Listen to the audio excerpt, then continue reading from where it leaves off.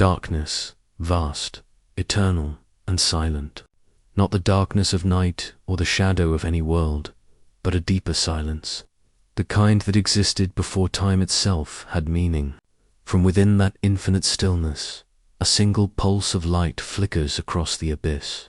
It trembles as it travels, its wavelength stretched by billions of years of cosmic expansion, its strength fading as it carries a story almost too old to comprehend. Astronomers call it redshift, light stretched thin by the growth of the universe. But this particular light seems to stretch beyond what physics allows. It is as though it left its source before the universe had even begun to expand, far away from Earth. A golden mirror waits in the void. The James Webb Space Telescope, humanity's most ambitious eye into the past, orbits 1,000,000 miles from home. Its purpose is simple, yet impossibly grand: to capture the first light, the earliest moments when darkness learned to glow, suspended in the cold, untouched silence of deep space. Webb peers back through layers of time, through dying stars and collapsing galaxies, until it reaches the cosmic dawn and beyond it. Perhaps something even older in its mirrored gaze. Astronomers find a signal that defies every prediction. A few faint galaxies shimmer faintly at the edge of perception, their light older than expected, their structure impossibly advanced. These galaxies should not yet exist. They burn with the light of stars that should not have had time to form. Their very presence challenges everything that cosmology once considered fixed: the sequence of creation, the rhythm of cosmic evolution, the assumption that the Big Bang marked a beginning. If the data are true, this light has traveled not merely from the early universe, but from an epoch that predates its supposed birth. The idea itself is almost sacrilegious to science, a suggestion that time may not have started at all, that what we call the beginning was only a transformation, a rebirth from something older, stranger, and unseen. Perhaps the Big Bang was not a singular explosion, but the latest heartbeat in a cosmos that dies and awakens in endless cycles. The telescope does not speak, but its mirrors tell a story of human longing, the desire to understand where everything comes from and what came before it. Each photon that touches its sensors is a message written in the oldest language of the universe: light. Light that has seen the rise and fall of stars, the birth of galaxies, and perhaps echoes of worlds that existed before this one. Science proceeds with caution, and astronomers know that extraordinary claims require extraordinary proof. Yet beneath the discipline of data, something deeper stirs the quiet awareness that this may be more than observation. It may be a glimpse into the memory of creation itself. As Webb continues its silent vigil, it waits for more whispers from the dark, more impossible light, more forgotten echoes of time before time. For in those ancient photons, trembling at the edge of the observable universe, there may lie the answer to the oldest of all questions: can something exist before existence itself? And if it can, then perhaps the story of everything did not begin. It simply continues, endlessly. In the quiet hum of eternity, the story of this discovery did not begin with the James Webb Space Telescope alone. It began decades earlier, with humanity's first attempt to see beyond the visible, to look into the deep past of the cosmos itself. When the Hubble Space Telescope was launched in 1990, it transformed our understanding of the universe. Its images, elegant spirals, dying stars, and cosmic nurseries revealed a sky more alive than anyone imagined. But even Hubble had its limits. It saw the universe as it appeared in visible and ultraviolet light. Yet the earliest galaxies, stretched by more than 13 billion years of expansion, had faded into the infrared, invisible to Hubble's eyes. The first light, the true beginning, was still beyond reach. Scientists knew that if they were to find the origin of everything, they would have to see in heat rather than light. Photons from the first stars had been traveling since the dawn of time. Their once blinding energy cooled and stretched into soft infrared tones by the relentless growth of the universe. To detect them required a telescope that was not just larger, but fundamentally different, one capable of capturing the faint warmth of creation itself. Thus began the dream of a successor, a machine so precise it could look 13.5 billion years backward, into the age when the first stars flickered to life. The result was the James Webb Space Telescope, a marvel of engineering built not to orbit Earth, but to orbit the Sun, stationed 1 million miles away at the second Lagrange point. There, free from Earth's heat and shadow, it could remain cold, stable, and eternal. Its heart is a 6.5-meter mirror composed of 18 gold-coated segments, each shaped with atomic precision to reflect the faintest photons. Behind it, a sun shield the size of a tennis court unfolds to protect the telescope from any warmth that could blind it. Every screw, every wire, every reflective plate was designed for one purpose: to see light older than any star we know. The launch came on Christmas Day, 2021, a moment suspended between fear and hope. A single misstep could have doomed the mission. Webb's deployment required more than 300 mechanical movements to work in perfect sequence. For weeks, engineers and astronomers around the world held their breath as the telescope unfolded in the darkness, its mirrors locking into place like the petals of a celestial flower. When the final segment aligned and the first light reached its sensors, humanity had, for the first time, built a machine capable of witnessing time itself. Then came the first images. In mid-2022, Webb released its initial deep field, a fragment of sky no larger than a grain of sand held at arm's length, yet containing thousands of galaxies. Each was a snapshot of the universe as it once was, billions of years ago. The light from some of those galaxies began its journey long before the sun was born, when the universe was only a few 100 million years old. And within that ocean of data, astronomers noticed something unexpected: several faint smudges of light that seemed far too bright, far too massive, and far too developed for their apparent age. The deeper researchers looked, the stranger it became. The galaxies detected by Webb's near-infrared camera showed redshifts so extreme that their light must have originated only a few 100 million years after the Big Bang, or perhaps even earlier. Yet their luminosity and structure suggested maturity, dense clusters of stars, heavy elements already present, signs of cosmic evolution that should have taken far longer. By every rule of astrophysics, these systems should not exist. They appeared to be ancient before the universe was old enough to allow them. Scientists at the Cosmic Evolution, Early Release Science Survey, and the JADES project began cross-checking the data. They tested calibration models, compared infrared signatures, searched for lensing distortions or errors in redshift estimation. But as each correction was made, the evidence grew stronger. These galaxies were not artifacts of measurement. They were real, and their light had traveled across time from an era that should have been impossible. In observatories around the world, researchers gathered around screens displaying faint crimson arcs and spectral lines that bent the laws of cosmology.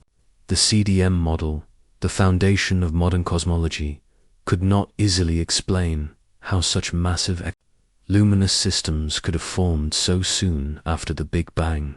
The simplest conclusion, unsettling as it was, began to take shape. Either our understanding of cosmic evolution was incomplete, or these galaxies carried the memory of something older than the universe itself. For the first time since Hubble's deep fields, humanity had seen beyond its own boundaries of knowledge. What Webb captured was not merely light, but contradiction evidence that time, as we know it, may not be a straight line from creation to now. The photons recorded in its instruments had survived countless transformations, echoing across billions of years to reach a telescope that shouldn't have existed to catch them. And within that echo, hidden in the faintest red light, a question began to rise again from the darkness. If these galaxies are real, then what came before the Big Bang that made them possible? The answer, if it exists, lies still in the data somewhere among those ancient signals buried in cosmic noise. But one thing is certain: the James Webb Space Telescope, designed to find the beginning, may have stumbled upon something far more profound, a sign that the universe's story does not start with the Big Bang, but merely passes through it, as the data continued to flow from Webb's golden mirrors. The world's most powerful computers turned their attention to deciphering the enigma. Each photon collected was a messenger from a time so remote that even the language of physics seemed to tremble before it. What had once been theoretical, a glimpse into the first billion years of cosmic history, was now unfolding in observable form. Yet the deeper the telescope looked, the less the universe behaved as expected. The galaxies found in Webb's early surveys, some given names like Glassy 13, CEERS 1749 and JADES GSZ 13, appeared impossibly mature. They were small by cosmic standards, yet dense, glowing with the light of billions of stars packed into volumes far more compact than the Milky Way. Their stellar populations hinted at rapid, almost violent bursts of formation, suggesting that the early cosmos had produced stars at rates far higher than models predicted. Heavy elements, carbon, oxygen, even hints of iron, were detected in their spectra, elements that could only have formed through generations of stellar death and rebirth. But in the timeline of the known universe, there had been no time for such cycles to occur. This revelation began to ripple through the astrophysical community like a low, thunderous vibration. Were these galaxies truly as old as their redshifts implied? Or was something else distorting the light, an unknown lensing effect, perhaps, or a miscalibration in the cosmological distance scale? But every hypothesis that sought to preserve the existing framework met the same resistance. The data held firm. Webb's instruments were functioning perfectly, its spectrometers clean, its detectors calibrated. The light was what it was, ancient, retrofitted, and undeniable. The tension between theory and observation began to deepen. If these galaxies existed before the universe should have allowed them, then the standard model of cosmology, the CDM model with its cold dark matter and dark energy, might need rewriting. Some scientists proposed that the earliest epochs of the universe were far more chaotic and efficient than once imagined. Perhaps dark matter clumped sooner, igniting a cascade of gravitational wells that birthed stars in a cosmic rush. Others considered even more radical ideas, that time itself may not have flowed evenly in the universe's infancy, or that the Big Bang was not a single beginning, but one chapter in an endless cosmic cycle. Among those examining Webb's findings were theorists drawing on the mathematics of conformal cyclic cosmology. Roger Penrose's hypothesis that each Big Bang might mark the rebirth of a previous universe, its final radiation smoothed and stretched into the next. In this framework, the mysterious galaxies could be remnants of an earlier eon structures, imprinted in the very fabric of space-time before our universe began. Though speculative, such ideas resonated with the unease that Webb's discoveries had stirred. The telescope had not only peered into the early universe, it had forced us to reconsider whether early truly meant what we thought it did. Meanwhile, engineers and scientists at NASA, ESA, and the Canadian Space Agency watched as their creation continued to exceed expectations. Webb's mirrors cooled to a fraction above absolute zero, were gathering photons that had traveled for over 13.4 billion years, carrying with them the fingerprints of creation. Each new deep field was a time capsule, revealing structures that should have taken eons to form but appeared in cosmic infancy. Every observation, every spectral line, added weight to a growing realization. The universe's timeline might not be linear, but layered, a palimpsest, written and rewritten by time itself. As researchers compared Webb's data with cosmic microwave background maps from Planck and WMAP, subtle inconsistencies began to emerge. Temperature fluctuations, density irregularities, small, almost imperceptible, hinted at hidden patterns beneath the surface of the observable cosmos. Could these anomalies be echoes from a previous universe, faintly encoded in the afterglow of the Big Bang? In the quiet of control rooms and observatories, one could almost sense the gravity of what was unfolding. The universe, once thought to have a single birth, now seemed to whisper of memory, of cycles, remnants, and recurrences. The galaxies Webb had found might not merely be early. They might be ancient in a way that defied time itself. As the telescope drifted silently in the cold void a million miles from home, its gold mirrors facing the abyss, humanity stood at the threshold of a new kind of question. Not just how the universe began, but whether it truly began at all. Somewhere within that faint, red light, older than the stars themselves, lay a message we had only begun to understand. A signal from before creation, echoing across eternity, waiting for minds brave enough to listen. When the first images arrived from Webb, there was silence. Not the silence of awe, but of calculation, the kind that hangs between discovery and disbelief. Scientists across the world stared at their screens as galaxies shimmered into view from an era when there should have been only darkness.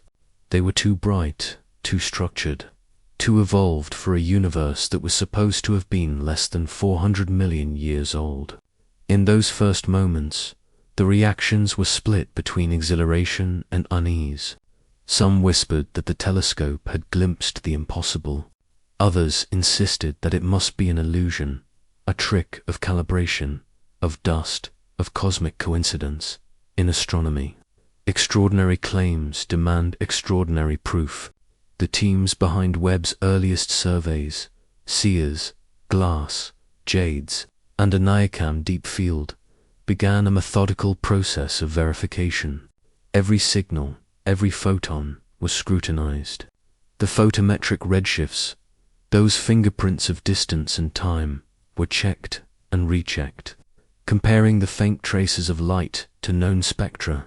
Scientists expected error margins, optical distortions, or misidentified sources. But the deeper they looked, the clearer the anomaly became. The galaxies weren't illusions. They were real, and they shouldn't exist. The announcement began quietly, through academic papers and preprints on Arxiv, written in cautious, measured language. But behind those words, one could sense the pulse of disbelief. High redshift candidates at Z greater than 13, unusually massive structures in the early universe, possible revision of cosmological formation, timescales. Each phrase carried the weight of quiet astonishment. Astronomers were trained to be skeptical, to doubt the extraordinary, yet the universe was leaving them little room for doubt. Debate soon erupted across universities and observatories. Could these galaxies have formed so quickly after the Big Bang? The CDM model, long the backbone of cosmological theory, predicted that galaxies of such mass and luminosity should not appear until hundreds of millions of years later. And yet, here they were, glimmering defiantly, against the equations that had described the cosmos for decades. Some researchers proposed that the data might be revealing something more subtle, that perhaps early star formation was vastly more efficient than believed. Maybe the first generation of stars, the mythical population 3 stars, colossal, short-lived giants, made of pure hydrogen and helium, ignited sooner and in greater numbers than models suggested. These primordial furnaces could have seeded the cosmos with heavier elements in record time, giving rise to early galaxies that appeared far older than they were. But others saw something deeper, something unsettling. The age and brightness of these galaxies could not be reconciled even with the most generous adjustments. To make them fit the model, the entire cosmic timeline would have to shift, as if the universe had somehow accelerated its own evolution. It was a hypothesis that felt uncomfortably close to heresy in modern cosmology. Meetings at NASA's Goddard Space Flight Center, ESA headquarters, and leading universities turned tense. The question was no longer whether the data were real, but what they meant. If Webb was correct, and it almost certainly was, then our understanding of cosmic history had to change. Some compared it to the moment when Copernicus placed the sun at the center of the solar system, or when Edwin Hubble revealed that galaxies lay far beyond the Milky Way. The scale of paradigm shift was of that magnitude. News outlets began to pick up the story, though few grasped its implications. To the public, it was a marvel. The James Webb discovers galaxies older than time headline flashed across screens. But among scientists, the emotion was quieter, heavier. It wasn't just excitement. It was the dawning awareness that humanity might have misunderstood the very timeline of creation. As the weeks turned into months, more confirmations arrived. Spectroscopic analysis from IR-Spec Webb's infrared spectrograph pinned down redshifts beyond 13, verifying that these galaxies indeed existed within the first few 100 million years of cosmic history. The possibility of contamination, of misinterpretation, shrank with every observation, and with that, skepticism began to turn into reluctant wonder. A new mood took hold across the scientific community, not of triumph, but of humility. The universe had spoken, and it had done so with quiet defiance. Every telescope before Webb, from Hubble to Spitzer to ALMA, had built the foundation for this moment. But Webb had crossed a threshold none before it could reach. It had looked not just into the early universe, but perhaps into something before it. In whispered conversations, some astronomers dared to entertain the forbidden question: if the Big Bang marked the beginning, how could there be galaxies older than that beginning? Was our concept of beginning flawed? Perhaps, they speculated, the Big Bang was not an origin at all, merely a transition, a phase change in an eternal, self-renewing cosmos. Others urged caution. Science, they reminded, must not fall prey to poetry. But even in their caution, they could not ignore what the data suggested. The light was older than the theory. The observation had surpassed the model, and the story of the universe, long thought complete, had just opened a new unread chapter. Far beyond the noise of debates and data, the telescope continued its silent vigil, orbiting L2 like an ancient oracle. Its gold mirrors stared unblinking into a darkness that grew deeper with every photon it captured. Somewhere in that darkness, the laws of creation were being rewritten. Line by line, and humanity, for the first time, found itself face to face with the possibility that the universe might remember more than we ever imagined. In the months that followed, the initial shock began to crystallize into something more profound. A quiet reckoning within the halls of science. Every research group, from the cosmologists at Harvard and Cambridge to data analysts at NASA's Goddard Center, re-examined the same question from 100 different angles. Had Webb truly found light from before the beginning?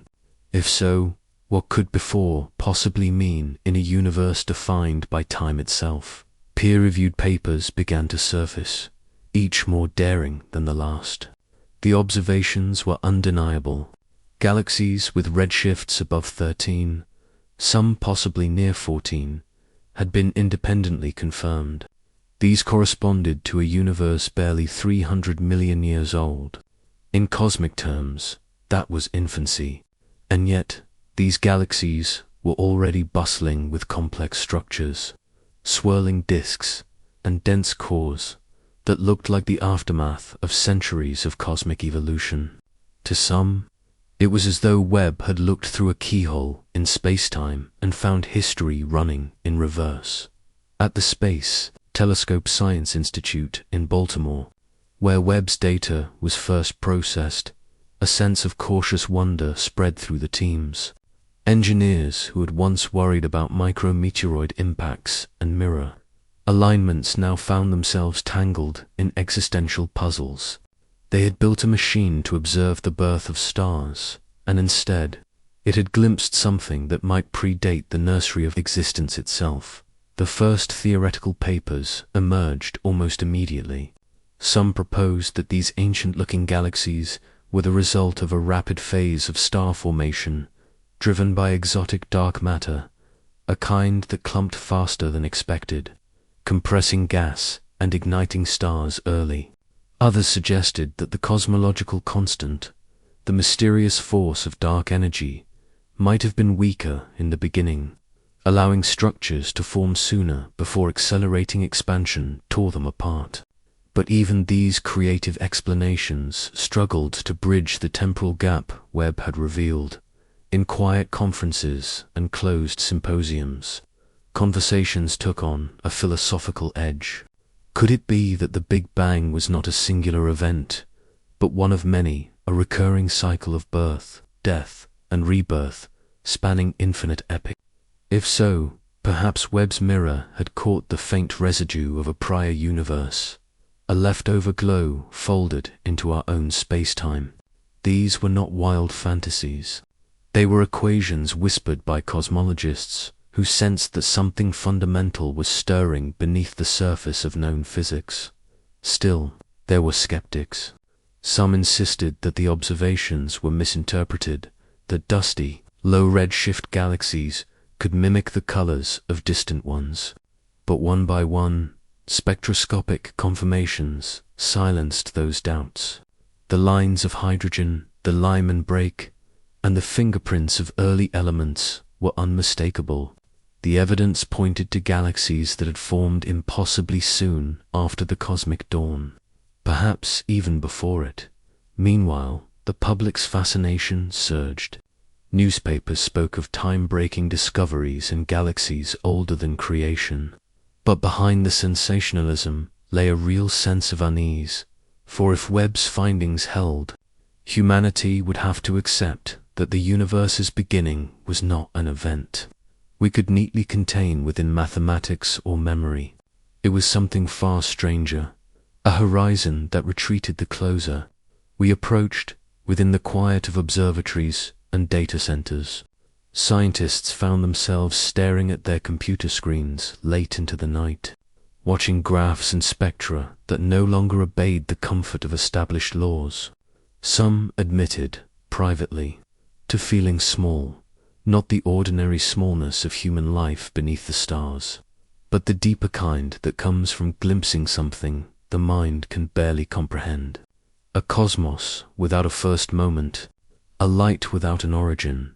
And so, the community settled into a new rhythm, one of wonder laced with humility. They could no longer speak of the universe's beginning as a point of certainty. Webb had shown them that even in the most advanced age of human understanding, the cosmos could still pull the ground from beneath their equations.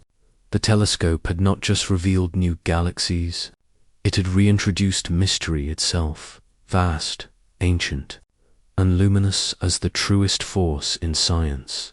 As winter passed into spring, more light poured into Webb's detectors, each photon a relic of time's earliest breaths. And though debates continued in journals and conferences, a quiet consensus began to form. The universe was deeper, older, and far more complex than the story humanity had written for it. The discovery did not end a mystery.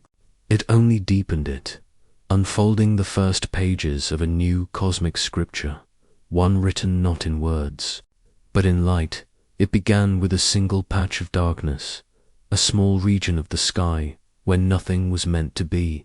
Astronomers call it the deep field, a cosmic window that Webb would stare through for weeks, letting faint photons accumulate like ancient dust. When the first full dataset returned, the image did not simply reveal new galaxies. It revealed the architecture of time itself. Tens of thousands of pinpoints, some sharp, some ghostly smudges, crowded the frame. Each was a world, a cluster, a city of stars shining across the abyss. But among them were several that didn't fit the map. Their light had traveled for nearly 13.6 billion years, placing them within an age where, by all standard models, the universe should still have been wrapped in darkness. The discovery came during Webb's first observing campaigns, CEERS, JADES, GLASS, and SMAC, as a coordinated effort to peer deeper into cosmic infancy than humanity ever had before. These were the first true glimpses into the reionization era, that strange epoch when the first stars ignited and the opaque fog of the early universe began to clear. The data was meant to confirm theories long held in textbooks. Instead, it broke them. Galaxies appeared more luminous, more massive, and more structured than any simulation predicted. The light curves told a story of complex chemistry and rapid evolution, an impossible maturity in a universe still learning how to shine. The most striking of these discoveries was GLAS SC13, a compact, brilliant object observed by the GRISM lens-amplified survey from space. At first glance, it looked like a simple red dot, unremarkable among the tapestry of starlight. But analysis revealed a redshift beyond 13, meaning the light had begun its journey when the universe was only 330 million years old. In cosmic terms, that was the blink of an eye after creation. Later, the JADE survey uncovered galaxies with even higher redshift, perhaps approaching 14. Each new observation stretched the boundaries of known time, further toward an unseen frontier. Astronomers struggled to reconcile what they were seeing. If these galaxies were real, they must have formed stars within mere tens of millions of years after the Big Bang, far faster than any model of cosmic structure formation allowed. The equations that had long described the growth of the early universe began to feel fragile. Perhaps dark matter condensed earlier than thought, providing gravitational scaffolding for early galaxies to take shape. Perhaps the physics of the first moments, the inflationary burst that expanded the universe, had left behind density ripples stronger than expected, forming pockets where stars could ignite almost immediately. But none of these explanations felt complete. The light itself became the only truth. Webb's instruments, the near-infrared camera, an IRCam, and near-infrared spectrograph, an IRSpec, captured the stretched wavelengths of ancient hydrogen, the fingerprints of the first stars. Those signals told a quiet, mathematical story. The universe was not a smooth, gentle unfolding. It was an eruption of creation, chaotic and immediate. In some cosmic regions, galaxies may have bloomed almost as soon as physics allowed matter to exist, yet the strangeness went deeper. Many of these early galaxies exhibited metallicity, the presence of heavier elements that should have required multiple generations of stars to form. That meant, impossibly, that stellar birth and death had already cycled several times within the first few 100 million years. These were not primitive worlds of hydrogen and helium. They were already complex, already old. It was as if Webb had caught the universe halfway through a story that was supposed to have just begun. The data poured in like a flood, and with it came an avalanche of re-evaluation. Cosmologists recalculated the star formation rate density, the brightness function, and the clustering of early galaxies. Every graph told the same unsettling tale.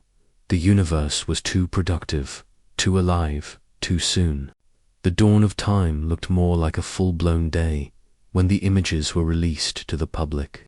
They carried the quiet grandeur of revelation. The golden light of Webb's mirrors reflected in the eyes of those who saw them, scientists, dreamers, ordinary viewers, looking up from the smallness of Earth into a canvas painted by creation itself. The galaxies glowed softly, like embers of an ancient fire that refused to fade. They were fragile, faint, but they carried the weight of eternity. And then came the whispers that perhaps these galaxies were not from our beginning at all. Some physicists suggested that the data might hold the remnants of an earlier epoch, a cosmic residue from a universe that had collapsed and reborn, leaving traces imprinted in the light of this one. A theory once considered fringe, cyclic cosmology, began to slip quietly into the realm of serious consideration. As Webb continued to watch, each image became both revelation and riddle. The telescope had not only fulfilled its promise, it had outgrown it. It was no longer just a machine observing the past. It had become a mirror reflecting the limits of human understanding. The light it gathered was ancient, but what it revealed was timeless. That the universe, vast and infinite, is not simply expanding through space. It is expanding through meaning. And somewhere in that flood of light, in data lines stretching billions of years into the past, there was a whisper of something even older, a pattern that didn't belong to our beginning. It was faint, uncertain, but real enough to unsettle the foundations of cosmic history. The breakthrough was not merely scientific, it was existential. Humanity had not just seen deeper into time. It had glimpsed the possibility that time itself might have had a memory. In the weeks that followed those first dazzling releases, every research institute connected to Webb became a cathedral of sleepless light. Monitors glowed through the night in Maryland, in Geneva, in Tokyo. Scientists leaned over spectral plots and image mosaics, tracing faint arcs of ancient radiance that cut across the noise of deep space. The more they examined, the stranger it became. The galaxies were not only too old, they were too orderly. Spiral hints, central bulges, disks, patterns of structure that should have taken billions of years to evolve were somehow already present within the universe's first few 100 million. This was not the chaotic youth that cosmology had predicted. The standard model envisioned the early cosmos as a turbulent sea of hot plasma and primordial fog, out of which gravity would slowly sculpt the first clusters of matter. Yet Webb's eyes saw coherence where chaos should have reigned. It was as though the universe had awoken already knowing how to build itself. As teams compared observations, subtle details began to surface. A strange uniformity in the brightness of these infant galaxies, an unusual smoothness in their infrared profiles.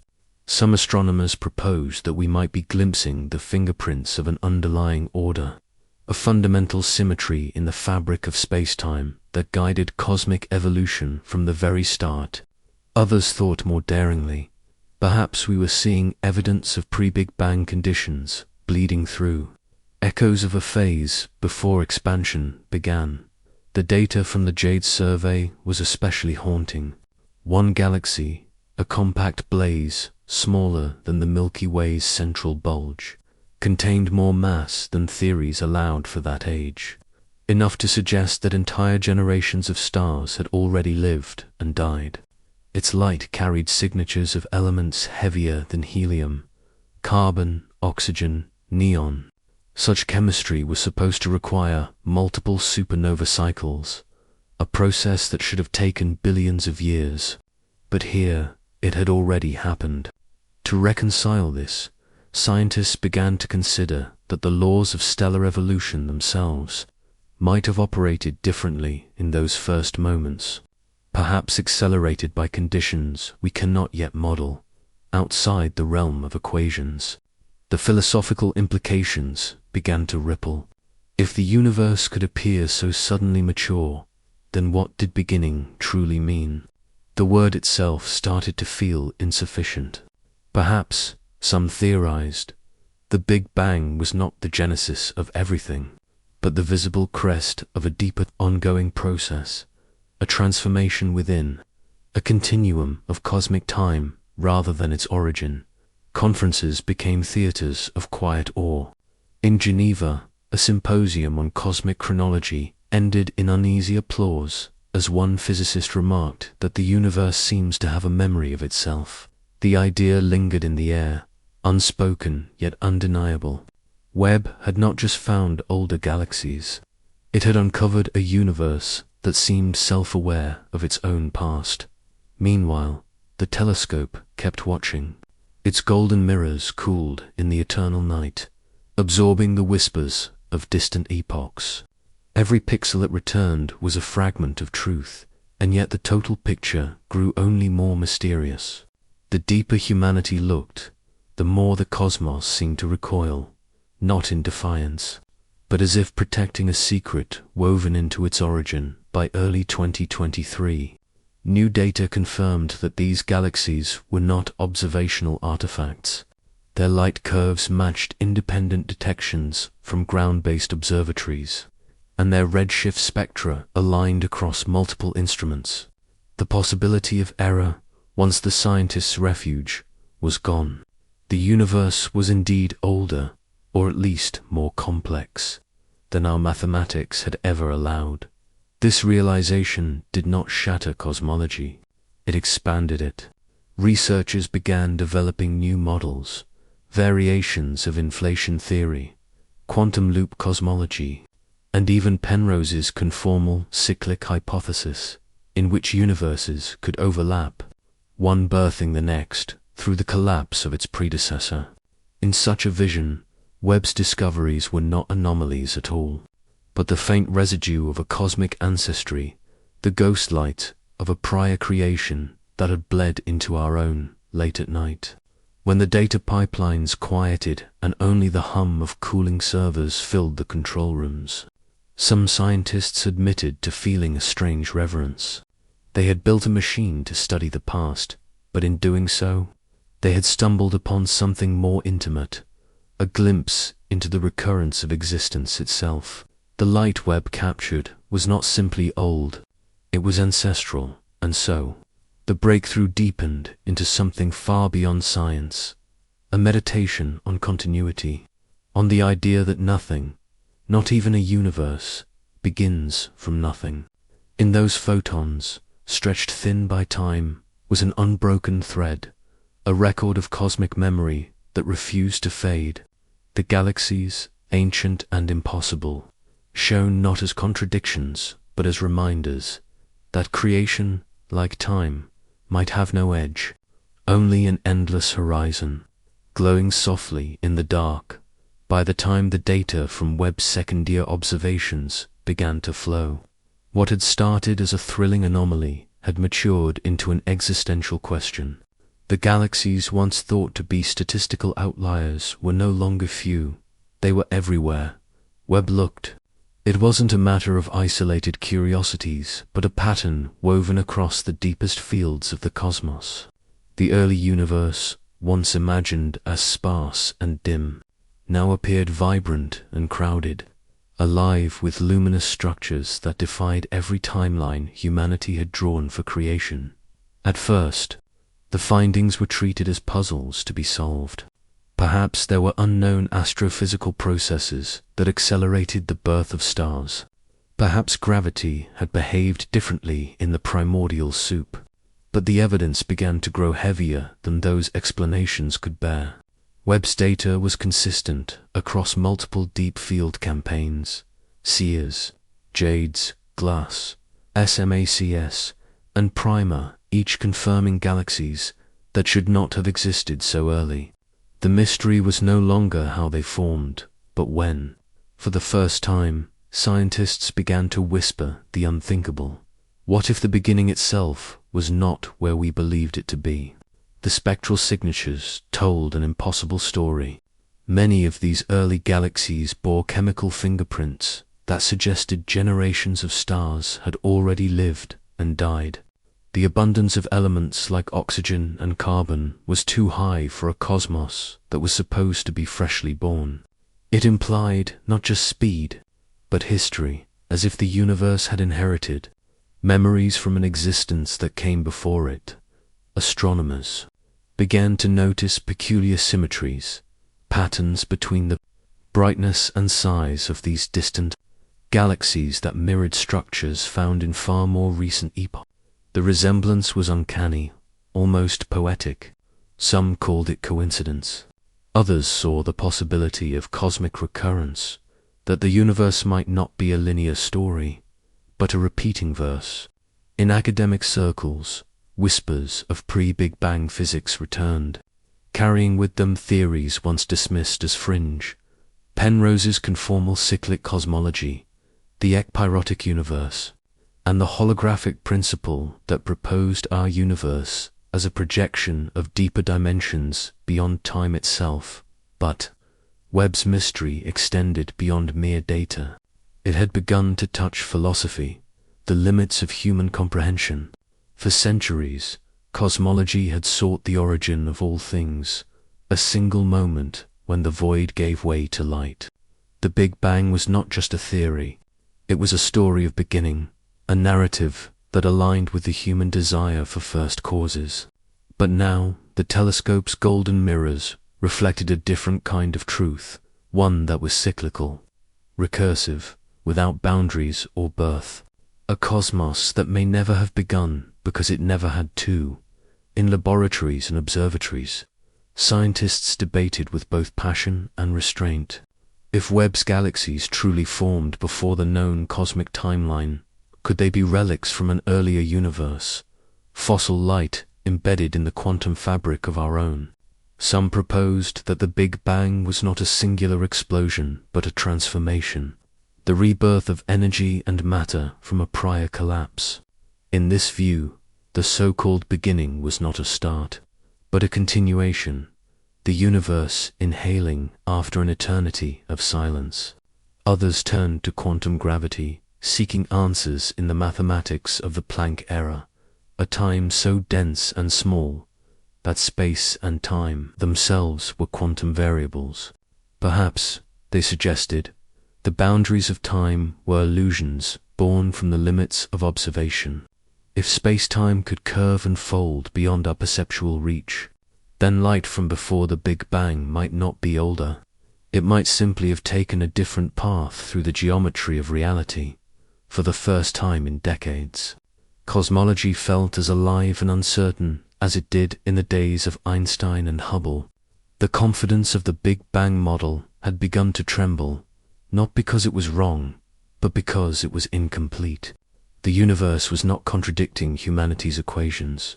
It was expanding them, revealing that creation itself may not fit within the comfort of beginnings or ends.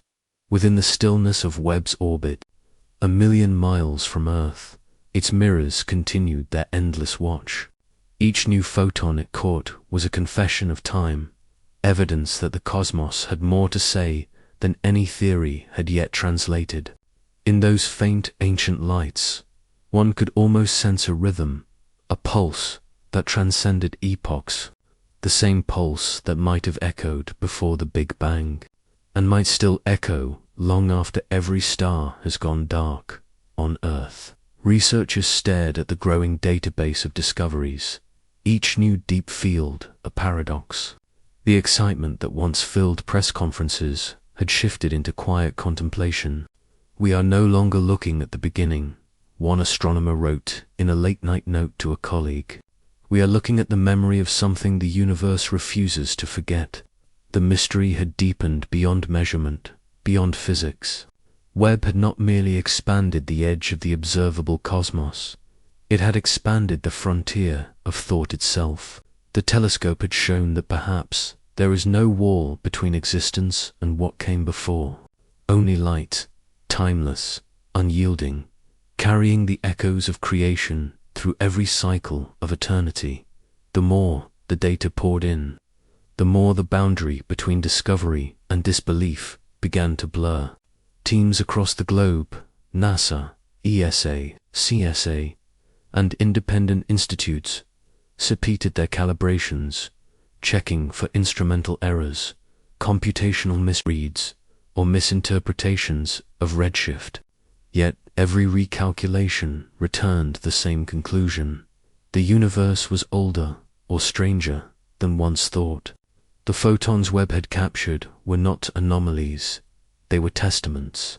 They spoke of formation epochs far beyond the accepted limits of cosmic dawn, of starlight ignited in regions that should still have been cloaked in primordial darkness. The numbers defied comfort. Some of these galaxies existed just 200 million years after the supposed birth of time, yet their masses rivaled those of the Milky Way, a contradiction to all models of galaxy formation. For decades, simulations predicted a gradual, delicate rise from simplicity to complexity, but Webb's lens revealed a cosmos that had leaped toward maturity almost instantly. How could the universe have built so much, so fast, from nothing? The tension spread beyond astrophysics into the philosophical corridors of science itself. Was it possible that time, as humanity understood it, was incomplete, a local illusion stretched across a deeper reality? The Big Bang might not have been a singular creation, but a visible chapter within a far longer and cyclical chronicle. Some cosmologists began re-examining forgotten hypotheses, daring to ask if what Webb observed were echoes from a previous cycle of the universe, before hidden beneath the ashes of expansion. Roger Penrose's cyclic cosmology theory returned to relevance. He proposed that universes do not end in silence but transform, each cosmic death becoming the seed of the next. The radiation left behind from an ancient eon, stretched beyond recognition, could leak into the newborn cosmos, ghost light from worlds that perished long before ours began. To some, Webb's findings bore that signature. The galaxies, impossibly aged, might not be young at all but remnants of a prior age, their photons surviving through a cosmic metamorphosis. Others sought answers in quantum cosmology, the Planck epoch, where gravity and quantum mechanics merge, may hold the key to these paradoxes. At that scale, space-time is not smooth, but fluctuating, bubbling with probabilistic geometries. Within such chaos, a bounce could replace the singularity, a collapse, followed by re-expansion. In that case, the universe never began. It oscillates, eternally breathing in and out. If true, Webb was not seeing before the Big Bang.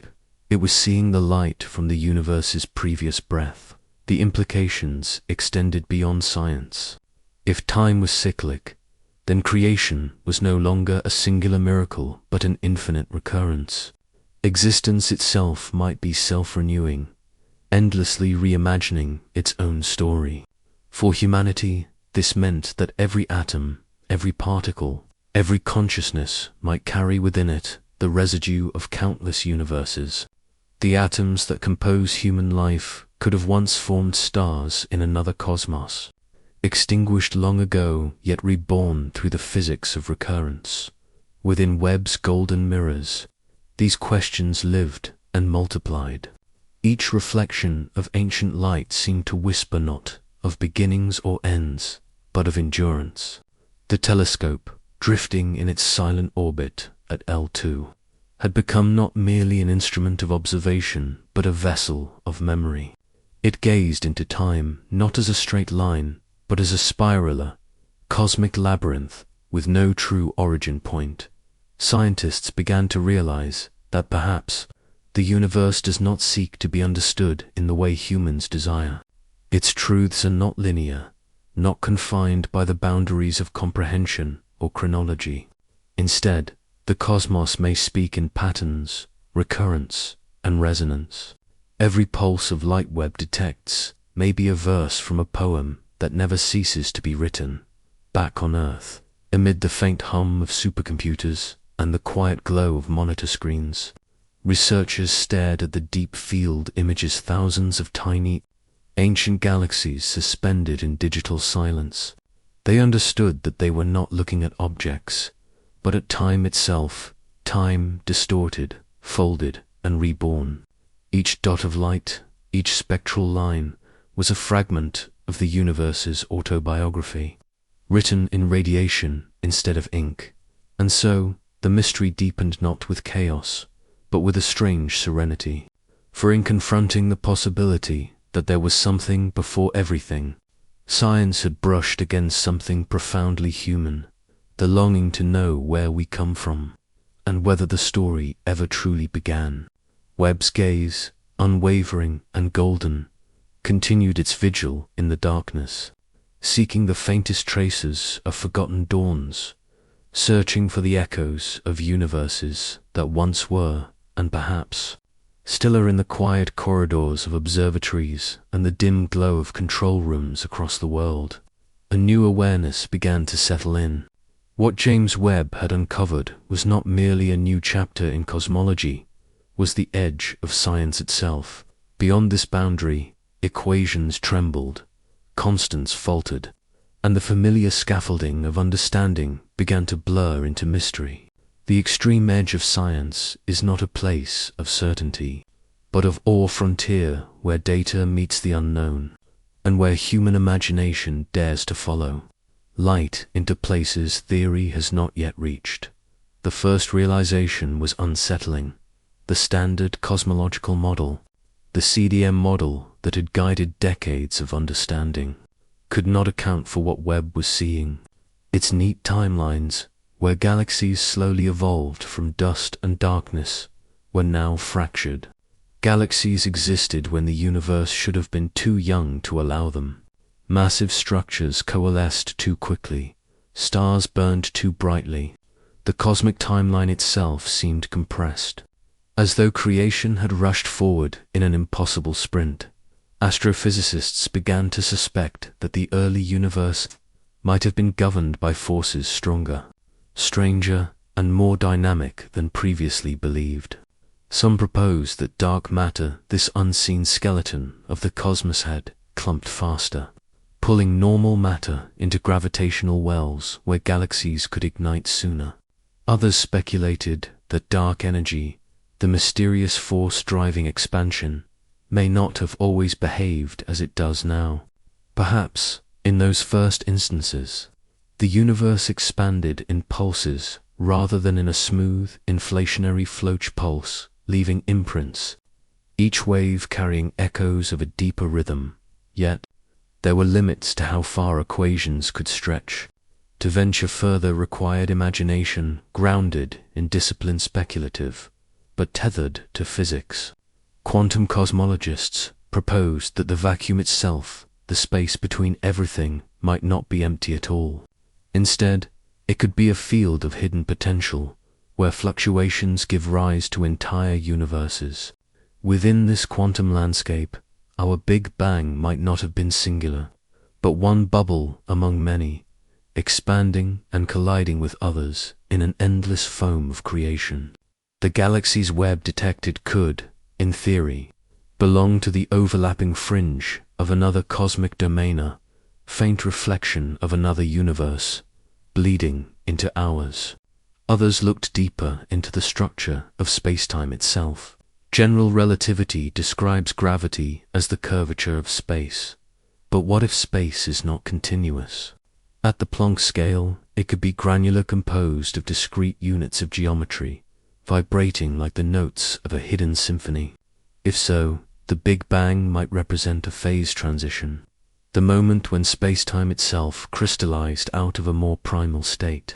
Webb, with its unmatched sensitivity, could be detecting the residual light from before that crystallization, from a realm where time, as humans know it, did not yet flow. As the theories expanded, so too did the questions. Were these distant galaxies truly older than the Big Bang? Or was the very notion of before meaningless in a universe without fixed temporal direction? Some physicists proposed a radical idea that time may be emergent, not fundamental, a property that arises only when matter interacts in certain ways. If time can emerge, it can also dissolve. In that case, Webb's detections may not point to something before creation, but to a state where creation itself was timeless, static ocean of potential, waiting for a ripple to awaken it. The James Webb Space Telescope, though built of gold and silicon, had become something greater than an instrument. It was now a philosophical devicer, mirror reflecting not only the cosmos, but the limitations of the human mind. Each image it sent home was both a revelation and a riddle, a silent question written in the oldest language of light. What if everything we understand about beginnings is only a local truth? At this edge of knowledge, scientists spoke softly. The excitement of discovery gave way to reverence. To look further meant to question not only the universe, but the foundations of thought itself, the meaning of origin, the nature of existence, the very definition of reality. And so, in quiet observatories beneath the darkened sky, they continued to watch, to calculate, and to wonder, knowing that beyond the reach of data lies something even grander, the possibility that the cosmos is infinite not in size, but in meaning. In this fragile balance between science and the sublime, humanity found itself standing once again before the oldest frontier, the one between knowing and mystery. The edge of science, as Webb revealed, is not a wall to be broken, but a horizon to be seen with humility. For beyond that horizon, even light itself begins to remember things that time has forgotten. As the mystery deepened, the scientific community found itself caught between wonder and unease. The Webb telescope had not only opened a window into the distant universe, had exposed a tear in the fabric of understanding. In laboratories, lecture halls, and sleepless offices, physicists began to confront the truth that their instruments had reached an intellectual horizon as profound as the cosmic one they were studying. Beyond it, logic began to flicker, and even the most disciplined minds could only move forward by balancing on the fine line between theory and philosophy. At the heart of this boundary lay a haunting realization. Everything known about the birth of the universe depended on the interpretation of light. Every redshift, every spectral fingerprint, every calculated distance, all of it was light, whispering through time.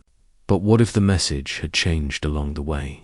What if some unknown medium, distortion, or hidden law had altered these signals before they reached Webb's mirrors? In that case, the light might not only carry the story of galaxies, it might also carry the memory of realities no longer visible. This idea touched a growing suspicion. Among physicists, the reality itself might be layered. The cosmos may not be a single unfolding narrative, but a superposition of many histories, all coexisting within a larger quantum framework. In such a multiversal landscape, time could loop, fracture, and recombine. To Webb's instruments, these overlapping timelines might appear as ancient galaxies, older than time itself, ghosts from parallel histories, bleeding faintly into ours. Some scientists turn to mathematics to chase the ghosts. New models of quantum geometrodynamics suggested that space-time is not continuous, but composed of discrete informational nodes, teeny grains of existence flickering in and out of being. In that realm, causality breaks down. Events no longer require a before or after. The Big Bang, then, might not have been an explosion, but a computational transitioner reboot within a deeper cosmic system. Webb's detections, impossibly old, could be artifacts of that earlier code, fragments of a previous cosmic program not fully erased. Others, more grounded in observation, searched for subtle clues within the data itself. Was the cosmic microwave background, once believed to be the oldest, light hiding something beneath its veil? Could Webb's infrared vision be sensitive enough to glimpse through it into a deeper pre-cosmic layer? The possibility sparked heated debates. If light from before the Big Bang could be identified, even faintly, it would redefine physics forever. It would mean that the universe remembers, but beneath the calculations and equations, a quieter realization began to take root. For every discovery Webb made, 1,000 new questions emerged. Each answer dissolved into greater complexity. Each image of ancient galaxies became a mirror reflecting the limits of human comprehension. At the edge of science, knowledge began to feel less like a ladder and more like an ocean vast, shifting, and filled with unseen depths. Even so, the pursuit continued. Engineers planned new missions, telescopes that could see deeper still, detectors that could sense gravitational whispers from before light itself was born. The dream of touching the universe's true beginning, or whatever lay beyond it, drove them forward. Yet, in their quietest moments, some scientists wondered if the cosmos had no true beginning to find. If every observation was simply the universe looking at itself, endlessly folding in reflection. And so, the Webb telescope drifted on in the black silence of space, its golden mirrors catching the faintest threads of creation's earliest memory.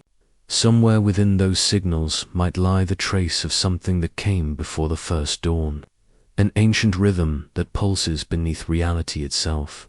At the edge of science, this possibility lingers, that the greatest discovery may not be what lies beyond the horizon, but the realization that the horizon has no end.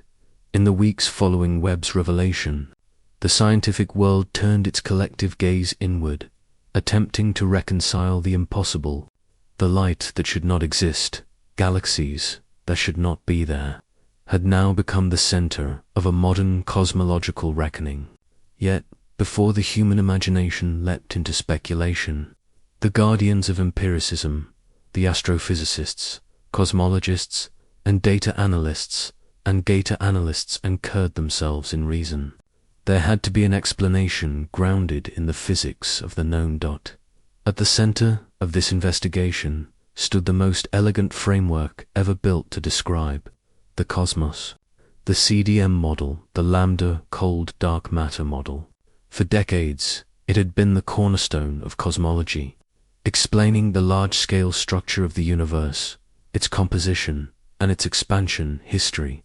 According to this model, the universe began 13.8 billion years ago in a rapid burst of energy, the Big Bang, followed by a period of inflation, during which space expanded exponentially. Matter condensed, stars ignited, galaxies formed. Every photon Webb detected should, therefore, fit neatly somewhere along that cosmic timeline. But they did not. The first mainstream explanation was technical. Could Webb's instruments, though advanced, be deceiving their operators? The telescope's infrared sensors detect light stretched by billions of years of cosmic expansion, and even small errors in calibration could distort redshift estimates. Teams reanalyzed their data using spectroscopy, the splitting of light, into its constituent wavelengths to confirm distances. Yet the results remained consistent. The galaxies were truly ancient, their light traveling to Webb from the edge of time. Attention then turned to star formation physics. Perhaps these galaxies weren't as massive as they seemed. Perhaps their brightness was misleading. Some theorists proposed that the first stars, known as population 3 stars, were vastly more luminous than those of today, made purely of hydrogen and helium, with no heavier elements to temper their fusion. These primordial suns could burn 1,000,000 times brighter than the sun, creating the illusion of a mature galaxy where only a few colossal stars resided. If true, Webb might have caught the first flickers of cosmic dawn, amplified by the ferocity of these ancient giants. Still, others proposed that gravitational lensing might be at play, the warping of light by massive objects between the galaxies and the telescope. Like a cosmic magnifying glass, intervening matter could bend and amplify the light from distant galaxies. making them appear older and larger than they truly are. Webb's deep field images, dense with unseen mass, could easily conceal such distortions. If this were the case, the anomaly might be less a violation of physics and more a trick of cosmic perspective. But as the data persisted, a more profound question arose. What if the early universe simply evolved faster than predicted? Recent simulations suggested that dark matter, the invisible scaffolding upon which galaxies form, could clump more efficiently than once believed. These dense concentrations would pull ordinary matter inward, triggering rapid star formation far earlier than expected. The universe, it seemed, might not have been a slow builder, but a sudden architect constructing complexity at breathtaking speed. Through all this, one truth remained constant. The universe was far more dynamic, far more ingenious than the models humanity had crafted to describe it. Every mainstream theory, though elegant and meticulously reasoned, seemed to explain only fragments of the mystery. The Webb data didn't just challenge numbers, it challenged imagination. Yet scientists pressed forward, guided by humility and precision. To question a model is not to destroy it, is to refine it, to bring it closer to truth. In this sense, the Webb discoveries did not weaken cosmology. They strengthened it. They reminded humanity that even the most trusted equations are living things, adaptable, evolving. As the universe reveals new facets of itself, the galaxy's web found those luminous islands adrift in pre-creation darkness remained for now unexplained. But in their brilliance lay a promise that science was not ending, but entering its next great transformation. For every theory tested and every paradox endured, the universe seemed to whisper back, "Look deeper. You have only just begun to see." Even as mainstream models stretched to accommodate Webb's revelations, the cosmos seemed to taunt them with subtle inconsistencies. The galaxies were too massive, too structured, too luminous, all at epochs where theory predicted chaos. If one ignored the allure of speculation, the mainstream explanations still felt incomplete, like trying to fit an ocean into a jar. Yet within this tension lay the beauty of scientific pursuit, the realization that nature, in all its complexity, refuses to be simplified. One of the most promising avenues involved rethinking the efficiency of star formation in the earliest epoch. Simulations suggested that under certain conditions, primordial gas clouds could collapse almost instantaneously, forming stars in a burst of rapid cosmic creativity. Unlike today, where star formation is moderated by feedback mechanisms such as supernova winds and radiation pressure, the early universe may have been unrestrained, a realm where gravity dominated with untempered authority. In this scenario, galaxies could grow with extraordinary speed, accumulating mass in mere millions of years, painting a picture that Webb's instruments captured in infrared brushstrokes of impossible clarity. Another approach revisited dark matter, that invisible framework that guides the formation of galaxies. Perhaps it was not uniformly distributed, but clumped in dense filaments that created pockets of early galactic growth. In these filaments, gravity would act more aggressively, compressing gas and accelerating the formation of stars. Webb may have glimpsed these rare but extreme regions where the universe's structure unfolded faster than anywhere else. If correct, the telescope was observing a statistical outlier, but one that demanded a recalibration of what was physically plausible. Even cosmological expansion was under scrutiny. The standard model assumes a uniform rate, but some theorists proposed that the expansion might have fluctuated in localized regions due to variations in the density of dark energy. In such pockets, matter could have condensed earlier than expected, creating the illusion of galaxies older than the universe's canonical timeline. It was a subtle, almost imperceptible effect, yet it could account for some of the anomalies Webb revealed. Yet perhaps the most striking aspect of these observations was not the physics, but the scale. Each galaxy contained billions of stars, forming intricate structures that would have required multiple generations of stellar evolution. Even accelerated processes could barely account for the chemical enrichment implied by Webb's spectra. Elements like carbon, oxygen, and neon were already present in amounts that suggested the universe had a memory of previous cycles. Cumulative history embedded within the first few 100 million years. Theoretical refinements also explored the idea of non-standard inflation. What if inflation itself varied across regions, creating a patchwork universe where some areas expanded faster, condensed sooner, and matured ahead of others? Such a model could accommodate the anomalous galaxies while remaining consistent with other cosmic observations. Webb's deep field images, showing clusters of these early structures, could then be interpreted as glimpses into these exceptional regions' windows, into the universe's most ambitious early projects. Importantly, mainstream theories maintained a rigorous tether to observation. Each idea was subjected to cross-checks, simulations, and predictive tests.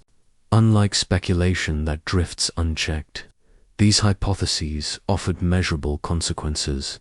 Predictions about star formation rates, mass distributions, and spectral signatures. Webb's continued observations could confirm or disprove them, anchoring theory to data while leaving room for revision. In this sense, the first wave of mainstream explanations reflected the iterative heartbeat of science itself. They were not definitive answers, but stepping stones to map the edges of possibility against the stubborn reality of the universe. For every question answered, 3 more emerged. The galaxies Webb revealed were no longer mere anomalies. They were guides, pointing toward a frontier where empirical rigor and philosophical reflection intersected.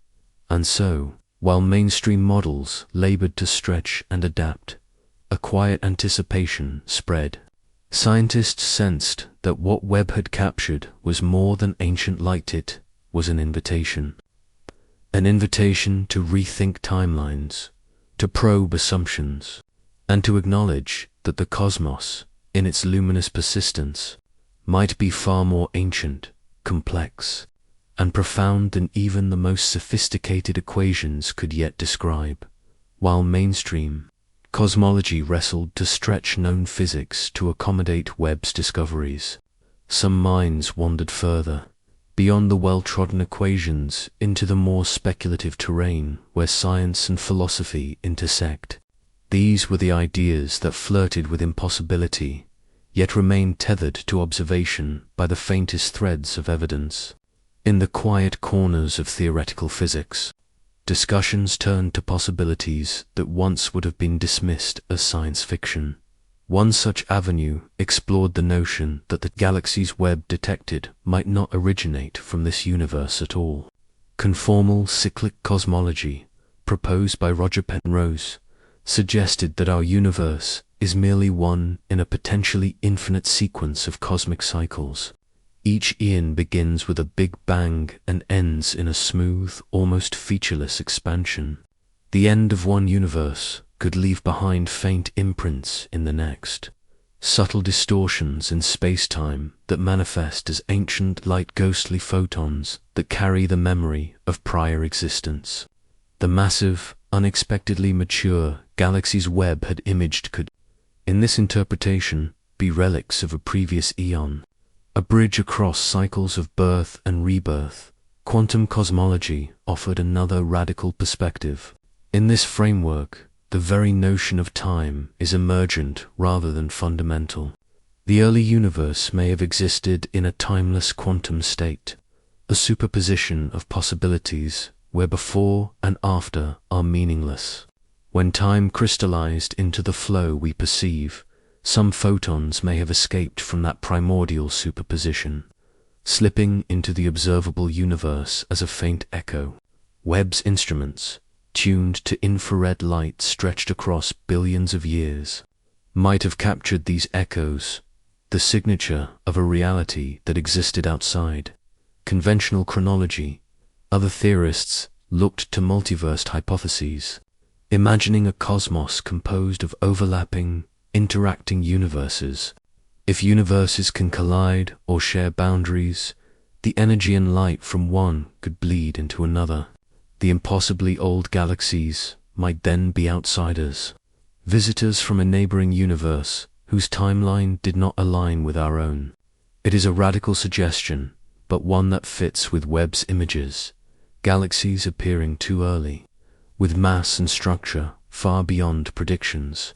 In this view, the universe is not a single linear story, but a vast, tangled narrative with overlapping chapters, some of which we are only beginning to read.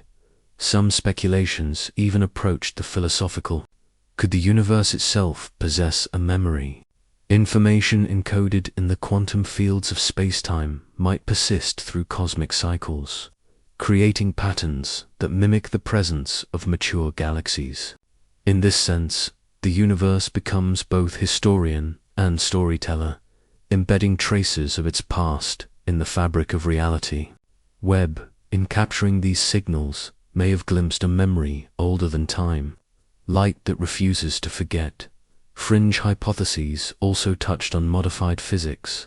Perhaps fundamental constant gravitational strength, the speed of light, or the efficiency of nuclear fusion were different in the earliest epochs. If so, galaxies could form faster, stars could burn brighter, and heavy elements could accumulate sooner. While highly speculative, these ideas are testable. Webb's spectroscopic data can reveal the precise chemical makeup of these early galaxies, potentially confirming or refuting the possibility of accelerated physics in the infancy of the cosmos. What unites all these theories, whether cyclic, quantum, or multiversals, a willingness to accept that the universe may be stranger than humanity has ever dared imagine. Webb's observations are not just anomalies. They are clues that reality extends beyond the boundaries of certainty, that the cosmos is more flexible, layered, more enigmatic than any single theory can contain.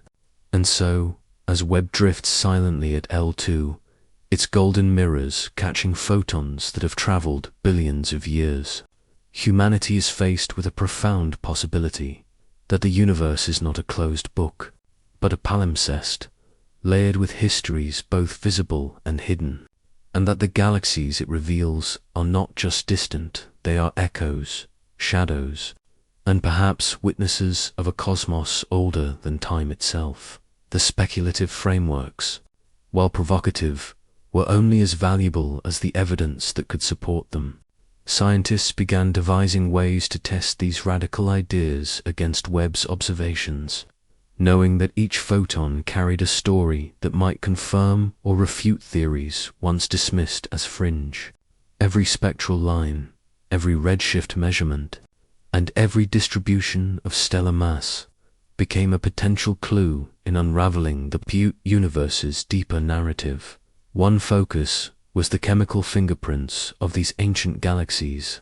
If elements like oxygen, carbon, and neon existed in quantities higher than expected, it might suggest accelerated stellar evolution or exotic processes in the early universe.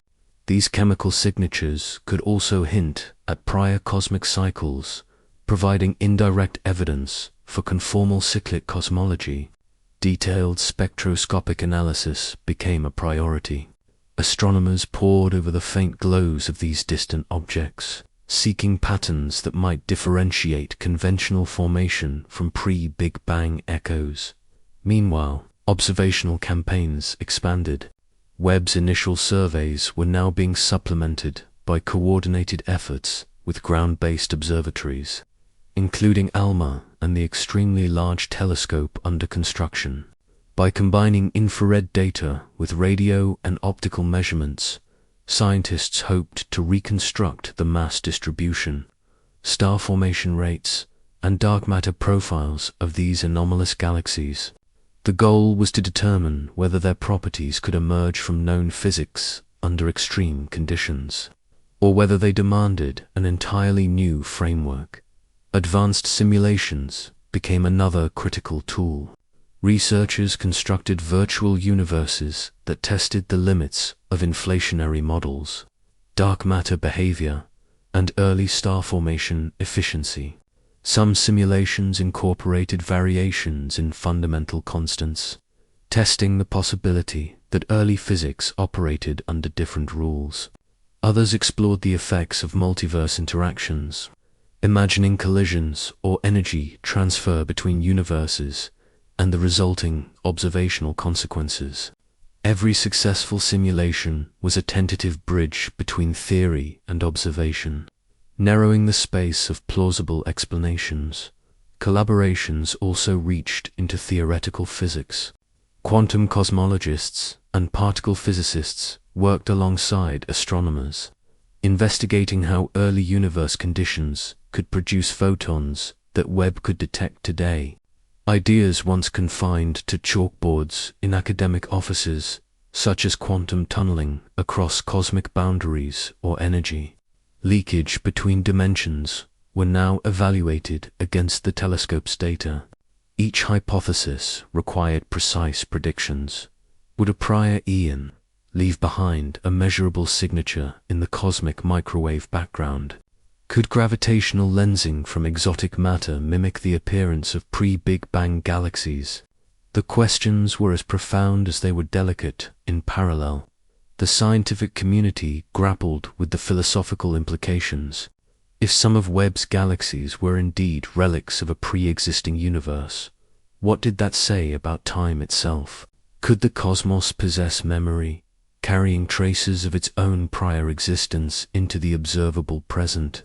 Workshops and conferences now included discussions, not only on measurement and simulation, but on the very nature of cosmological reality.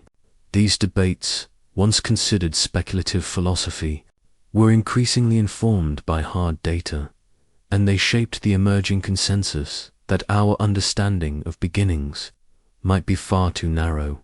Citizen science also played a subtle role.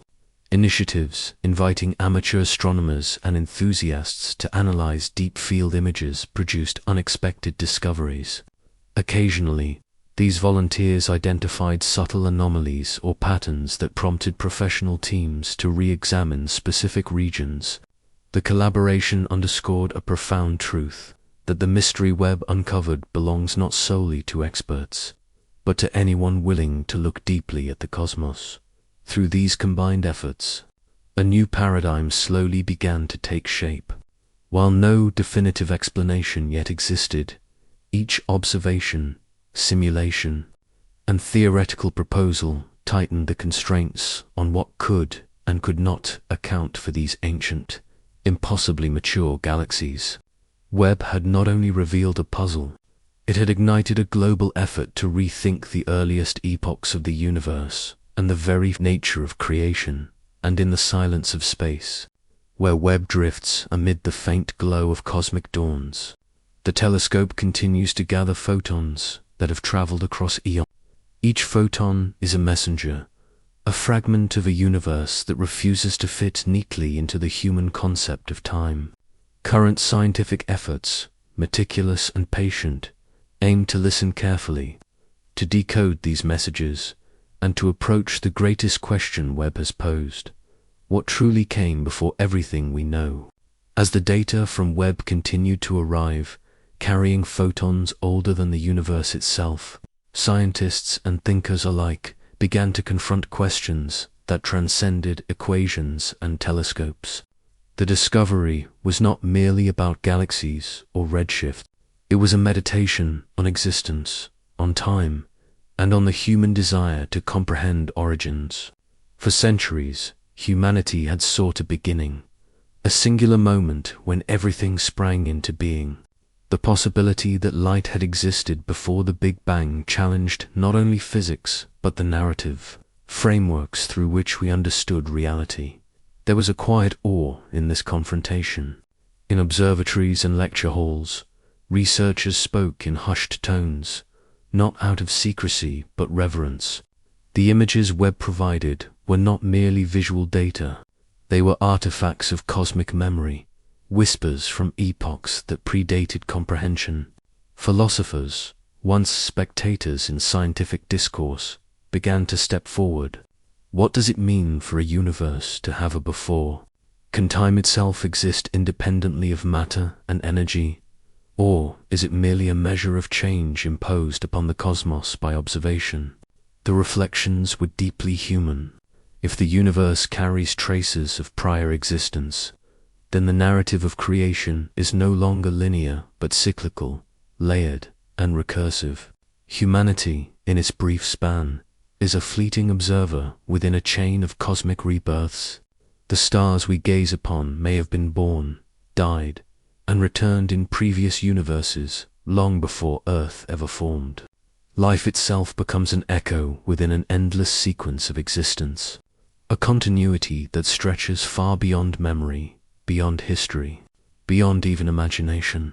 Art, literature, and philosophy began to intersect with these scientific revelations. Writers and thinkers pondered the poetry embedded in light that has traveled billions of years, a testament to the resilience of existence itself. The cosmos, it seemed, was not only a machine governed by laws, but a narrative, a tapestry of recurring themes, where beginnings were illusions and endings, mere transitions. Webb's revelations became a mirror for human introspection. If the universe can persist, evolve, and remember across epochs, perhaps consciousness, too, is part of that continuum. Yet with awe came humility. Scientists recognized the limitations of human understanding, the narrowness of perspective imposed by language, mathematics, and perception. To describe the universe in words is always an approximation. To define beginnings is always an act of imagination. Webb had shown that reality is more intricate, more enduring, and more enigmatic than our most carefully constructed theories. It was a reminder that curiosity, patience, and wonder are not merely tools of science, they are the essence of how humans encounter the infinite. Even on a personal level, the discovery reshaped thought. Astronomers who spent nights analyzing the data spoke of a strange intimacy with the cosmos, a sense that the universe itself was inviting reflection. Each photon captured by Webb was a letter from the past, a message that existence is continuous and mysterious, that life and matter are fleeting manifestations of an eternal, unfolding process. In classrooms and living rooms, people began to sense the enormity of this perspective. The story of creation became a story without edges, where every end hints at a beginning, and every beginning echoes something older.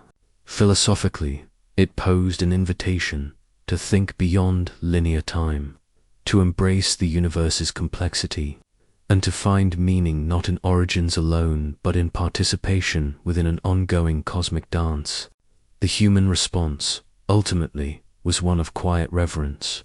Webb had not just detected light older than the Big Bang, it had revealed a mirror for humanity's own fleeting existence. A reminder that understanding is less about mastering the cosmos and more about recognizing one's place within its endless rhythms. In that recognition lay humility, wonder, and a profound sense of continuity. The universe, it seemed, is not a story with a beginning, but a poem without end. As contemplation deepened, it became clear that Webb's discoveries were not merely scientific milestones, they were existential provocations. The revelation that some galaxies may predate the Big Bang forced humanity to reconsider the nature of causality, the flow of time, and the concept of first cause. Philosophers, theologians, and scientists alike began to reflect on the notion that beginnings might be illusions, constructs of human perception, rather than absolutes imposed by reality itself. If creation is not a singular event, then what exactly does it mean to exist? the human mind struggled to grasp the immensity of the implications. In the glow of observatory monitors and the quiet halls of research institutes, scientists found themselves engaging in questions traditionally reserved for metaphysics. Is time linear, or merely a localized measurement within a deeper, timeless framework? Can matter and energy carry forward memory across cycles of universes? Webb had provided data that suggested the universe remembers itself, that light itself is a messenger of epochs that may no longer exist in any familiar form, yet still influence the present. This reflection was not detached from the human experience. It resonated deeply with emotion and identity. If the universe carries traces of prior existence, then humanity's own story is part of a continuum far larger than any single lifetime. Every atom within the human body could be part of this cosmic memory, recycled from stars that lived and died billions of years ago, perhaps even in prior cycles of the cosmos.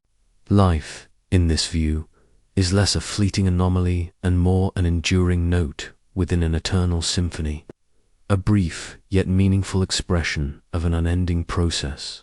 Artists and storytellers responded in kind. The images of early galaxies captured by Webb-inspired works that sought to convey the simultaneity of fragility and endurance. Painters, musicians, and writers imagined these ancient lights as both witnesses and participants in a universal drama dance in which beginnings and endings are inseparable, and memory itself is as tangible as matter. Webb's discoveries bridged empirical data and human intuition, demonstrating that science and philosophy need not exist in opposition but can illuminate each other. There was also a profound psychological dimension. To contemplate a universe older and more intricate than previously imagined is to confront human finitude. Our understanding, though powerful, is provisional. Our narratives, though compelling, are limited. Yet within this humility lies a sense of liberation. The cosmos, in its vastness and resilience, reassures that existence does not require human comprehension to persist. Our role is not to dominate or fully decode the universe, but to bear witness, to observe, to integrate this knowledge into our understanding of life, meaning, and continuity, ethically, too. This reflection has implications. If the universe is a continuum of cycles, if life is part of an enduring process of memory and transformation, then the actions of sentient beings gain cosmic weight. Choices are not isolated. They resonate across systems, across time, and perhaps across multiple epochs. Webb's revelations invite not only scientific humility, but moral attentiveness, recognizing that being part of the cosmos entails responsibility to its ongoing narrative. Ultimately, the philosophical reflection sparked by Webb's discoveries is one of perspective. Humanity is a participant, not a master, an observer, not a creator, a fleeting note, yet part of a composition that stretches beyond comprehension. The universe, in revealing light older than itself, has extended an invitation to embrace wonder, to cultivate patience, and to dwell within the mystery without demanding final answers. In this space between knowledge and awe, the human mind finds both humility and inspiration, understanding that the search for origins is less about finding a beginning and more about recognizing the continuity of existence itself. Even as philosophical reflections deepened, the scientific community moved with renewed focus and precision. The James Webb Space Telescope, still silently orbiting 1,000,000 miles from Earth at the L2 point, continued to transmit data that challenged the very framework of cosmology. Its instruments near come, near spec midi, were peering farther, deeper, and older than any lens before, revealing galaxies that seemed to exist before time itself had properly begun. Yet, for astronomers, the mystery was not a cause for dismay. It was a call to action, Every new dataset became an opportunity to refine the cosmic timeline. Teams across the world, that NASA, ESA, and universities from Cambridge to Tokyo were running new simulations and updating cosmological models to integrate Webb's observations. They questioned the assumed ages of the first stars, recalculated the rate of cosmic expansion, and re-examined how the earliest hydrogen clouds collapsed into luminous structures. The goal was not simply to confirm what Webb had seen, but to understand how such galaxies could have formed in a universe that, according to the standard model, should still have been cloaked in primordial darkness. One focus was the study of population 3 stars, the first generation of stars that formed from pure hydrogen and helium, untouched by heavier elements. These stars, massive and short-lived, were thought to have ignited the cosmic dawn. Webb's unexpected detections, however, implied that either these stars formed far earlier than predicted, or something else, something unknown, was responsible for the early bursts of luminosity. Researchers began proposing that dark matter, the invisible scaffolding of the universe, may have played a more dynamic role than previously imagined. Perhaps, they speculated, dark matter could have clumped and heated baryonic gas, accelerating the birth of the first galaxies. To test these ideas, new observations were scheduled: deep field revisits, gravitational lensing surveys, and multi-wavelength analyzers combining Webb's infrared vision with X-ray and radio data from other observatories. Each spectrum, each photon, each anomaly would add another thread to the intricate tapestry of early cosmic history. These collaborations transcended borders and disciplines, embodying a unity of purpose rarely seen in modern science. For the first time in decades, cosmology felt truly open-ended again, a frontier where every answer seemed to lead to another, even deeper question, parallel to observational campaigns. Theoretical physicists were constructing bold new frameworks. The standard CDM model, lambda-cold dark matter, had long been the foundation of modern cosmology, describing how dark energy drives expansion while dark matter shapes structure. But Webb's revelations were testing its limits. Alternative models emerged. Some suggested modifications to the inflationary epoch. Others proposed variable speed of light theories, and a few ventured into the domain of cyclic cosmologies, where the universe periodically collapses and re-expands in endless succession. Each theory, no matter how radical, had to contend with Webb's cold precision. The photons it caught were indifferent to human imagination, bound only by the laws of physics. In laboratories and computer centers, data scientists worked tirelessly to improve algorithms, capable of distinguishing between real galaxies and artifacts of cosmic dust or instrumental noise. Artificial intelligence, trained on millions of simulated universes, began identifying subtle patterns in Webb's images that the human eye might miss: tiny distortions hinting at gravitational lensing, or spectral signatures suggesting unanticipated chemical compositions. These tools didn't replace human curiosity. They extended it, allowing the cosmos to be read with unprecedented clarity. As these efforts converged, a new question emerged: not whether the universe had a beginning, but what the word beginning even means in a physical sense. The discovery of galaxies older than theory allowed seemed to blur the boundary between creation and evolution, between cause and consequence. Perhaps, some argued, the Big Bang was not the origin but merely a transition, a phase change in a much larger, cyclical or quantum process that transcends time itself. Webb, in this sense, had become more than a telescope. It was a bridge device, connecting human perception to the deep, unbroken continuum of cosmic history. Yet, for all the progress, there remained humility. Astronomers acknowledged that Webb might be revealing only fragments of an even grander picture. The observable universe is limited by light. Beyond it may exist realms forever hidden, where the laws of physics differ or where time flows differently. These hidden domains, whether part of a multiverse or a pre-Big Bang substrate, remain the ultimate horizon of curiosity. And as Webb continues to gather data, new missions are already being designed. The Nancy Grace Roman Telescope, the Euclid mission, and the proposed Origins Space Telescope or successors carrying the torch of cosmic exploration. The pursuit did not slow, it deepened. Each discovery Webb delivered became both an answer and a riddle. In the control rooms where data from L2 streamed across monitors, scientists began to sense a shift in how they perceived time itself. The universe was no longer a frozen sequence of events laid out in chronological order, was dynamic, recursive, and strangely alive. The galaxies Webb revealed appeared as ancient embers of creation, yet their light was freshly received, collapsing billions of years into a single human moment.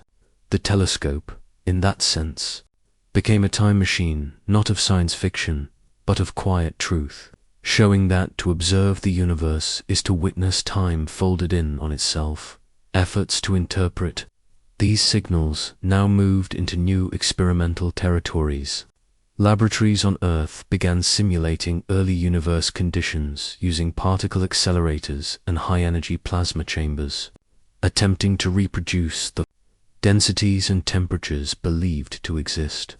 Microseconds after the Big Bang, physicists sought to test whether subtle quantum fluctuations could leave behind imprints capable of explaining the impossible galaxies.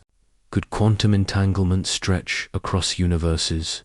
Could fluctuations within a prior universe have seeded ours? These were no longer fringe musings.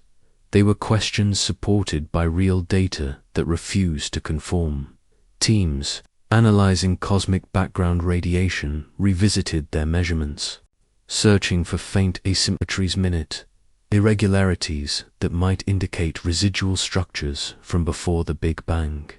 Using data from the Planck Observatory and now Webb's deeper infrared imagery, some researchers proposed that these patterns might be echoes of gravitational waves rippling from an earlier cosmic cycle.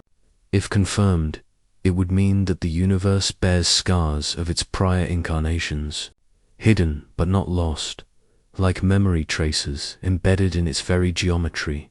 On the computational frontier, supercomputers recreated the formation of galaxies in ultra-high resolution, integrating Webb's findings. These models, encompassing trillions of particles, allowed scientists to watch the emergence of structure from near nothingness. To their astonishment, galaxies resembling those Webb had found could emerge naturally under certain conditions if dark matter interacted more actively than expected, or if cosmic inflation had occurred at slightly different parameters. The results did not close the case, but expanded it, suggesting that perhaps our understanding of early is incomplete, that time's true fabric may not begin or end in any definable sense. Across disciplines, collaboration became the defining spirit of this new age of cosmology. The boundaries between astrophysics, quantum mechanics, and philosophy began to blur.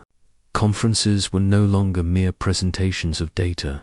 They were symphonies of ideas, where physicists quoted Heraclitus and philosophers debated inflation models. Humanity, it seemed, had reached a point where understanding the universe required both logic and imagination. Webb had not simply advanced science, it had reminded the human species that curiosity itself is sacred, that the act of questioning is an expression of cosmic continuity. And so, while the data continued to pour in terabytes of deep field imagery, spectra, and temporal signatures, the scientists' gaze shifted toward the horizon of what comes next. Plans for Webb's successors began to take form. Telescopes that would look not only farther back but sideways, into the gravitational and quantum domains. Missions like LISA, designed to detect gravitational waves, and the next generation of interferometers were envisioned to complement Webb's view, each extending humanity's reach across different dimensions of the same cosmic symphony. In the end, these efforts were not simply about decoding distant light. They were about deepening our participation in the cosmos. Each observation reminded humanity that its instruments are, in essence, extensions of its own senses, its curiosity projected outward across the void. The universe was not a detached object of study, but an unfolding relationship, one in which every discovery is a dialogue, every photon a word in a conversation older than life itself. The future of science now lies in continuing this dialogue, listening more deeply, seeing more clearly, and understanding that the questions are as eternal as the light that inspires them in the end. What the James Webb Space Telescope has uncovered is not simply data, it is a reflection of the cosmos, yes, but also of the human spirit, our relentless desire to see beyond the veil, to ask questions even when the answers undo everything we thought we knew. In the deep silence of space, amid a symphony of ancient light, Webb has become both an instrument and a mirror, showing that the boundaries between the observer and the observed, between science and soul, are not as distinct as once believed. As the telescope drifts through the dark equilibrium of the L2 point, its golden mirrors gaze into infinity, capturing the faintest whispers of creation. Each photon that touches its sensors has traveled billions of years, a survivor from an age when the first structures of the cosmos were still being woven from chaos. And yet, as those photons are translated into images and data, they reveal something profoundly intimate that the universe itself remembers. These lights are not merely evidence of physical processes, they are echoes of existence. A cosmic autobiography written in radiation and gravity. In this light, humanity begins to see itself differently. For centuries, people have looked to the stars to find meaning, to locate themselves in the immensity of everything. But Webb's revelations dissolve the comforting illusion of separation. The atoms within human bodies, the iron in blood, the carbon in thought were born in the hearts of stars that may have lived, died, and been reborn across multiple universes. The self, once imagined as an isolated being, is revealed as a continuous event in a story older than time. We are not mere spectators of the cosmos. We are its living memory, its thinking matter, its voice made conscious. This realization carries both wonder and humility. The universe, as Webb shows it, is not a single creation, but an unfolding continuum, perhaps cyclic, perhaps infinite. The Big Bang may not have been a beginning, but a transformation, a ripple in an eternal sea of energy and time. In that sense, creation is always happening. Every second, every thought, every supernova is a continuation of the same act of becoming. To witness the universe through Webb is to stand at the edge of a perpetual genesis, where every observation is both discovery and remembrance. Scientists, poets, and philosophers now find themselves speaking a common language again.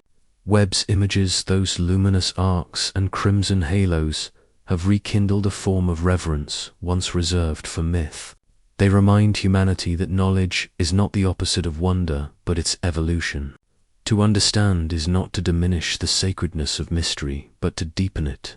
In this way, Webb's mission has become more than a technological triumph. It is a bridge between mind and cosmos, a conversation between curiosity and eternity. And yet, even as the telescope peers deeper into time, its revelations bring a quiet paradox. The more we see, the less we can claim to know. Each new galaxy, each older light, expands the horizon of mystery rather than closing it. Perhaps that is the universe's greatest secret, that meaning does not reside in answers, but in the act of seeking itself. The cosmos invites participation, not conquest. It asks only that we look, that we listen, that we remember we are part of the song in the years to come. When Webb's mission gives way to new eyes and new instruments, its legacy will not be measured solely in terabytes or discoveries. It will live in the shift it inspired in, how humanity perceives time, existence, and its own fragility within the infinite. The telescope may one day fall silent, but the light it captured will continue to echo in human thought, shaping how generations dream of creation. And so, as the golden mirrors continue to gather their final photons from the edge of forever, the story circles back to its beginning, the light that came before beginnings, the whisper that dared to exist before existence itself. In that whisper, one hears not an answer, but an invitation. The cosmos is not telling us where it came from. It is asking us to remember that we have always been part of it. The screen fades to black.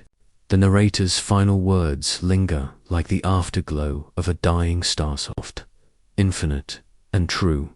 Perhaps nothing ever truly begins. Perhaps everything that ever was, and all that will ever be, are part of one unbroken breath, the universe inhaling and exhaling itself forever. As Webb's golden mirrors continued to drink in the ancient light, humanity found itself suspended between two infinities, the infinity of what had been and the infinity of what would come. The telescope's images, with their distant crimson spirals and delicate arcs of gravitational lensing, were not just snapshots of galaxies, they were portraits of time itself. Each glowing smear of light was a memory of a universe still learning to exist, and every pixel captured was a reminder that the cosmos is not a place but a process, endlessly unfolding and folding back upon itself. Philosophers began to speak of Webb's discoveries in terms of perspective rather than scale. The telescope had not just expanded humanity's understanding of the cosmos, it had redefined the act of looking. To gaze upon light older than the Big Bang was to confront the possibility that time, causality, and identity might all be fluid. The universe, seen through Webb's lens, appeared less as a machine of physics and more as a living continuum, vast field of relationships where everything that exists is a consequence of everything else. This realization carried profound emotional weight. The knowledge that galaxies might have existed before the supposed beginning of time stirred a quiet melancholy in some and a profound serenity in others. For the melancholy came from realizing how small the human story is within such immensity. The serenity came from recognizing that smallness as sacred. To exist at all, even briefly, in a universe so enduring, is an act of cosmic participation. The same light that warmed the first atoms now passes through human retinas. In that sense, every act of observation is an act of communion with eternity. As humanity's understanding deepened, so too did its reverence. Scientists no longer spoke of solving the universe, but of listening to it.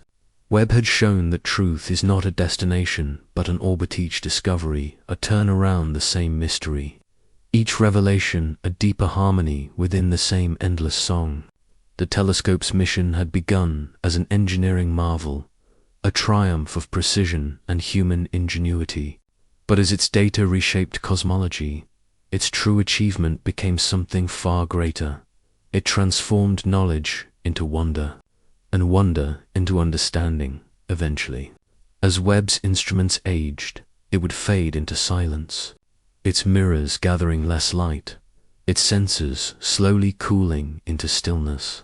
Yet its legacy would endure in the generations of thinkers, dreamers, and explorers who followed its gaze into the unknown. The discoveries it made would seed the next questions, and those questions would become the next great journeys. In that way, Webb would never truly end it, would continue to echo through every future instrument. Every human mind that dares to ask where light begins and where it goes when it fades. And perhaps that is the quiet lesson. hidden within its golden gaze, that the universe, in all its vastness and silence, is not something apart from humanity. It is a mirror in which existence sees itself reflected, a mirror that reveals not beginnings or endings, but continuity. The galaxies Webb found are not distant strangers. They are ancestral fires, their photons still weaving through our atoms, their gravity still shaping our world. As the chapter closes, the telescope continues its silent vigil, turning its mirrors toward the deep red horizon of time. Somewhere in that infinite dark, new light begins its journey toward us, carrying with it the next verse of the same eternal song. The story of the cosmos and Davos remains unfinished, forever unfolding in the reflection of its own light.